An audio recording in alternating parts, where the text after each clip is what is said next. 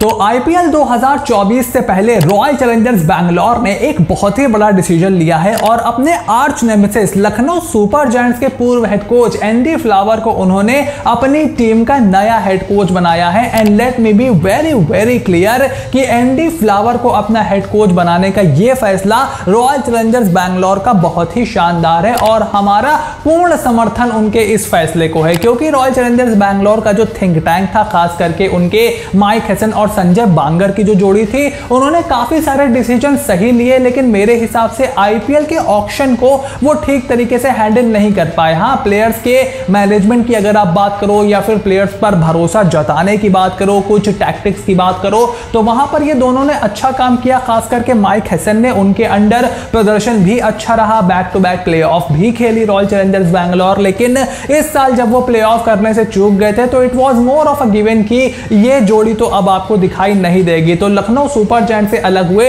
Andy flower को उन्होंने अपना नया हेड कोच बना दिया है और मेरे हिसाब से ये एक बहुत ही अच्छा डिसीजन है। लेकिन ये काम आसान नहीं होने वाला है एंडी फ्लावर के लिए, बिकॉज आप एक तो ऑक्शन के बीच में आए हो, मतलब ऑक्शन होने वाला है, उससे कुछ महीने पहले आपको आए हो, अब आपके पास बड़ा ऑक्शन आपके पास नहीं है, मोर और लेस यही टीम आपको खेलनी पड़ेगी। तो आप सिर्फ अपने खेलने के तरीके में चेंज कर सकते हो, थोड़ा बहुत आप अपने टैक्टिक्स में चेंज कर सकते हो, लेकिन आप खिलाड़ियों में बहुत ज्यादा चेंज नहीं कर सकते। और इसीलिए मेरा मानना है कि एक लंबी रस्सी एंडी फ्लावर को देनी होगी, बिकॉज अभी आईएल टी20 में वो गल्फ जायंट्स को चैंपियन बना करके आए हैं। एलएसजी ने उनके अंडर बहुत ही अच्छा प्रदर्शन किया। I don't know why they distance themselves from Andy flower, but उसका जो भी रीजन रहा हो, that is thing of the past. इस वीडियो में हम बात करेंगे ऐसे 3 बड़े चैलेंजेस की जो कि एंडी फ्लावर के सामने होंगे from RCB team in the IPL 2024। So without further delay, let's begin with the video.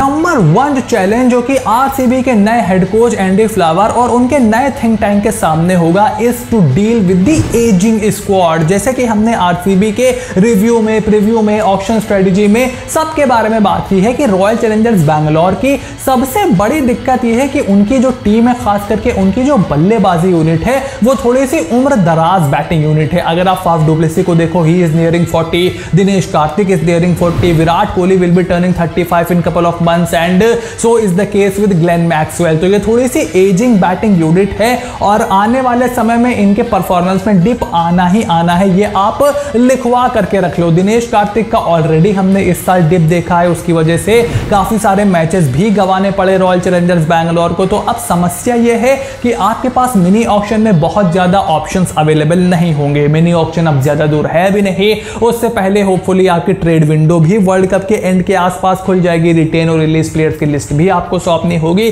तो अब एंडी फ्लावर यहां पर कैसे काम लेंगे, बिकॉज आप बदलाव बहुत ज्यादा कर नहीं सकते। ठीक है, आप अगर किसी विदेशी खिलाड़ी को रिलीज भी करते हो और उसकी जगह आप दूसरे विदेशी खिलाड़ी, युवा विदेशी खिलाड़ियों को मौका देते हो, तो भारतीय खिलाड़ी बहुत ज्यादा आपके पास अवेलेबल नहीं होंगे, यानी कि आपको इन्हीं खिलाड़ियों के साथ काम चलाना पड़ेगा और ये एक बहुत ही बड़ी दिक्कत आरसीबी के सामने है। और इसीलिए मेरा मानना है कि एंडी फ्लावर को 2024 का जो सीजन होगा उसके ऊपर बिल्कुल भी जज नहीं करना चाहिए। ठीक है, आपने उनको बागडोर दे दी है, थोड़ा सा उनको इस सीजन आप कल्चर समझने दो, जो खिलाड़ी हैं उन खिलाड़ियों के साथ काम निकलवाने दो, स्ट्रेटजी उनको समझने दो, और फिर जब आपके सारे प्लेयरों के कॉन्ट्रैक्ट ओवर होंगे, रिन्यू जब कॉन्ट्रैक्ट होगा आईपीएल 2025 से, वहां पर आपको उनको जज करने का मौका मिलेगा और वहां से उनका असली काम शुरू होगा। तो फिलहाल इस साल उनको एक उम्र दराज स्क्वाड के साथ ही काम चलाना पड़ेगा। सेकंड चैलेंज जो कि एंडी फ्लावर और आरसीबी की नई थिंक टैंक के सामने होगा before the IPL 2024 is to reconstruct the bowling department. अब बॉलिंग डिपार्टमेंट की जहां तक बात करें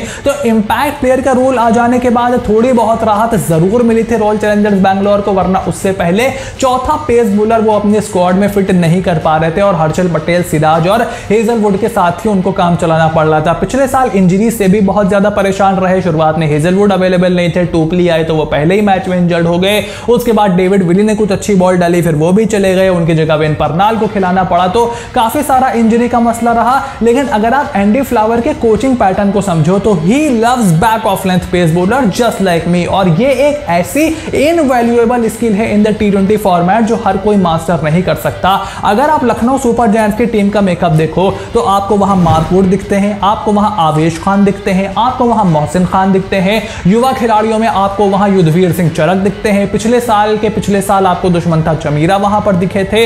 इससे आपको दिखाई ये पड़ता है कि एंडी फ्लावर का जो कोचिंग का तरीका है, उनको बैक ऑफ लेंथ बॉलर्स बहुत ज्यादा पसंद है और उन्हीं खिलाड़ियों से वो काम निकलवाते हैं। बिकॉज ये जो बॉलर हैं ये आपके अच्छी बॉलिंग पिचेस पर भी काम आते हैं, अच्छी बैटिंग पिचेस पर भी आपके यही बॉलर काम आते हैं। All in out swing bowler आपको लखनऊ की टीम में इक्का दुक्का देखने को ही मिले थे। नवीन उल हक को लखनऊ की कंडीशंस की वजह से खिलाने को मिला था, उनादकट को भी इसी वजह से उन्होंने खरीदा था। उसके बाद यश ठाकुर का भी वही बैक ऑफ लेंथ का हिसाब किताब था। तो ये एक तरीका अपनाते हैं एंडी फ्लावर, और मजे की बात यह है कि आरसीबी के पास ऐसे बहुत ज्यादा गेंदबाज नहीं है, खास करके एक्सपीरियंस के साथ नहीं है। अगर आप देखो तो उनके पास हर्षल पटेल हैं जो कि स्लो बॉल्स पे बहुत ज्यादा निर्भर करते हैं। मेरे ख्याल से ओवर पेड भी वो है, पिछला सीजन भी उनका ठीक ठाक ही गया था, बहुत अच्छा नहीं गया था।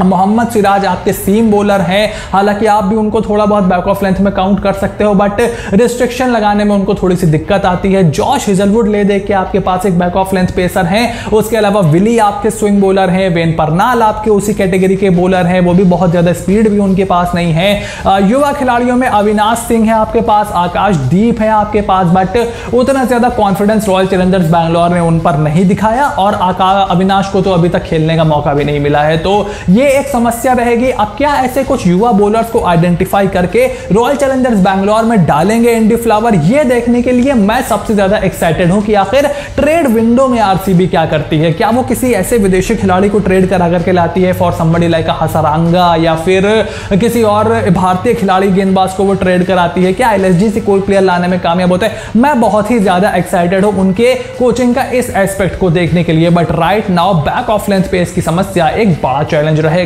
Third and probably the biggest challenge faced by Andy Flower before the IPL 2024 is to prepare the future leadership. अब future leadership RCB के फैंस के लिए भी एक थोड़ा सा चिंता का सबब बनी हुई है, और करंट सिनारियों में भी RCB को अपनी फ्यूचर लीडरशिप देखनी पड़ सकती है। बिकॉज अगर आप देखो तो फफ डु प्लेसी का बहुत ज्यादा करियर नहीं है, आप उनके ऊपर लॉन्ग टर्म इन्वेस्टमेंट नहीं कर सकते, दैट इज अ फैक्ट। पिछले साल जिस सीजन उन्होंने परफॉर्मेंस जिस तरीके से दिया है, मतलब इस IPL 2023 में, दैट वाज एब्सोल्युटली फिनोमिनल। लेकिन उसके अलावा भी हमने देखा कि वो थोड़ा बहुत फिटनेस से स्ट्रगल कर रहे थे। और अभी यूनाइटेड स्टेट्स ऑफ अमेरिका में जो MLC टूर्नामेंट हुआ है, वहां पर भी टेक्सास सुपर किंग्स की कप्तानी करते हुए बल्ले से उनका प्रदर्शन कोई बहुत ज्यादा नहीं था। और इस एज में क्या होता है, अच्छा खेल लो, अच्छा खेल लो, अच्छा खेल लो, एकदम से फॉर्म नीचे चली जाती है और फिर वो फॉर्म वापस आती नहीं है। तो ये एक खतरा हो सकता है रॉयल चैलेंजर्स बैंगलोर के सामने। दिनेश कार्तिक के साथ हम ये ऑलरेडी देख चुके हैं कि 2022 उनका कमाल का गया था, सबको लगा था कि 2023 भी ऐसे ही जाएगा। और 22 में तो उन्होंने पूरा रेगुलर क्रिकेट भी खेला था नवंबर के महीने तक, जब तक वो टीम इंडिया के साथ थे इन द वर्ल्ड T20। लेकिन एक बार उनकी फॉर्म गई, थोड़ा सा ब्रेक हुआ, इस समय वो कमेंट्री में व्यस्त हैं। बहुत ही मुश्किल होगा उनके लिए भी फॉर्म में लौटना। और फफ डु प्लेसी को भी देखना होगा कि क्या वो आने वाले जो अब टूर्नामेंट्स वो खेलेंगे, क्या उसमें वो फॉर्म में आएंगे, क्या ऐसे 20 में रन बनाएंगे, क्या वो जिस और भी टूर्नामेंट खेलेंगे वहां पर वो रन बनाएंगे।